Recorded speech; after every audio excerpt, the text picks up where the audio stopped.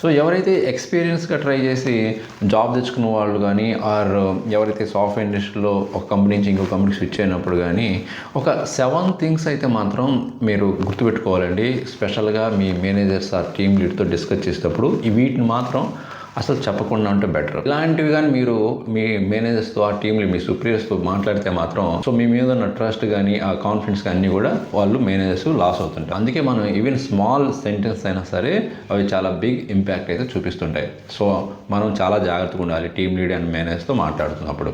మరి ఏంటివి అనేది డిస్కస్ చేసే ముందు ఇలాంటి మోర్ వీడియోస్ మీకు కావాలంటే మాత్రం మన లక్కీ టెక్ ఛానల్ సబ్స్క్రైబ్ చేసుకోండి అండ్ మర్చిపోకుండా లైక్ చేస్తూ ఉండండి. ఇది చాలా మందికి రీచ్ అవడానికి ఛాన్స్ ఉంటుంది. మరి ఫస్ట్ పాయింట్ ఏంటంటే ఇది చాలా సందర్భాల్లో వస్తుందండి. మీరు సింపుల్గా మాత్రం ఈ మాట అనకూడదు. ఏంటంటే సపోజ్ ఇప్పుడు మీ టీమ్ లీడ్ అడిగారు అనుకోండి, ఎందుకు ప్రొడక్షన్లో కానీ ఆర్ క్యూఏ ఎన్విరాన్మెంట్లో ఏపీఐ ఫెయిల్ అయింది, ఏంటి రీజన్ ఏందని ఇలాగ ఒకటి ఏదో సినారీ అడిగారు అనుకోండి, మీరు వెంటనే ఐ డోంట్ నో అని మాత్రం చెప్పకూడదు. అంత స్మాల్ వర్డ్స్తో మీరు మీ ఆన్సర్ కంప్లీట్ చేశారంటే మేనేజర్ ఏమనుకుంటారు ఆర్ లీడ్ ఏమనుకుంటారంటే అసలు ఇతను ట్రై కూడా చేయలేదట్టు ఉంది, సింపుల్గా ఐ డోంట్ నో అంటున్నారు అని ఒక బ్యాడ్ ఇంప్రెషన్ అయితే వస్తుందన్నమాట.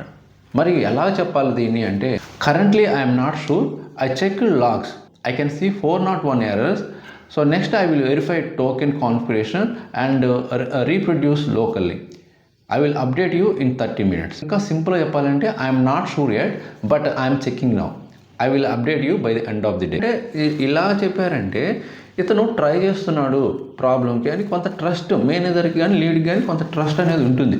మీరు సింపుల్గా నాకు తెలియదు ఐ డోంట్ నో అంటే అది చాలా రాంగ్ వర్డ్ అనమాట. ఎప్పుడు ఐ డోంట్ నో అని ఎప్పుడు మాత్రం చెప్పకండి. అండ్ సెకండ్ పాయింట్ ఏంటంటే ఎప్పుడైతే మీ lead or manager can you check this deployment issue అని అడిగారు అనుకోండి, యాక్చువల్గా అది సమ్ డెవాప్స్ టీము అది చేయాల్సిన వర్క్, మీరు వెంటనే it's not my job, it's not my responsibility అని డైరెక్ట్గా చెప్పేయకూడదు. ఈవెన్తో అది వేరే టీం చెక్ చేస్తుందైనా సరే మీరు వెంటనే దాన్ని it's not my job, it's not my responsibility ఇలా చెప్పేశారంటే అది కూడా మీ మీద బ్యాడ్ ఇంప్రెషన్ పడుతుంది.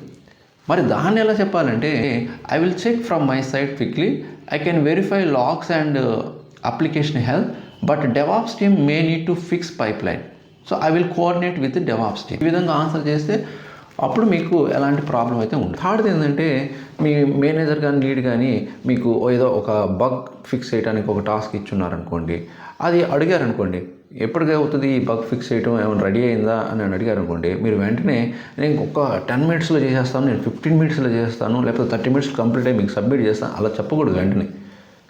ఎందుకంటే అసలు ఆ బగ్ ఫిక్స్ ఏ విధంగా ఉంది, ఏమైనా ప్రాబ్లమ్స్ ఉన్నాయా, ఇంకా ఏమైనా డిపెండెన్సీస్ ఉన్నాయా, ఏమైనా టెస్టింగ్ చేయాలి, ఇవన్నీ చాలా ఉంటాయి.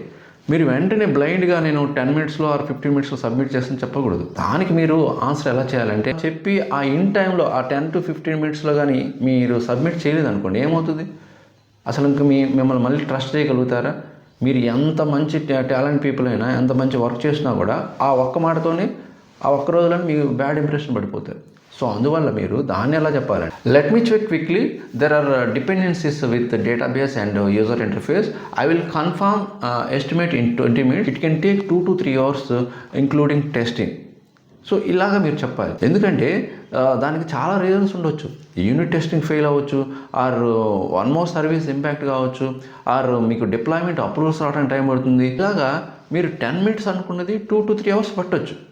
సో అందుకే మనం బ్లైండ్గా ఇమీడియట్గా నేను ఒక 10 minutesలో మీకు కంప్లీట్ చేసి ఇస్తాను మాత్రం అసలు ఎప్పుడు చెప్పకండి. అండ్ నెక్స్ట్ ఏంటంటే మీకు ఎప్పుడైతే మీ లీడు ఈ ఫీచర్ అనేది రెడీ అయిందా క్యూఏ ఎన్విరాన్మెంట్కి క్వాలిటీ అనాలిసిస్కి అని అడిగినప్పుడు నేను దీన్ని పైన టెస్ట్ చేశాను, వర్క్ అవుతుందిలేండి, క్యూఏ ఎన్విరాన్మెంట్కి ఈ ఫీచర్ అయితే రెడీగా ఉన్నట్టే అని మీరు అలాగే చెప్పారనుకోండి, దాని మీనింగ్ ఏంటంటే మీరు అసలు ఏం టెస్ట్ చేయకుండానే ఆ క్యూఏ ఎన్విరాన్మెంట్కి ఫార్వర్డ్ చేద్దాం అన్నట్టు అనమాట. సో మీరేం చెప్పాలంటే నేను బేసిక్ ఫ్లోని అయితే టెస్ట్ చేశాను, లైక్ లాగిన్ కానీ క్రియేట్ రిక్వెస్ట్ కానీ అండ్ సేవ్ కానీ యూనిట్ టెస్ట్ కూడా పాస్ చేస్తాను.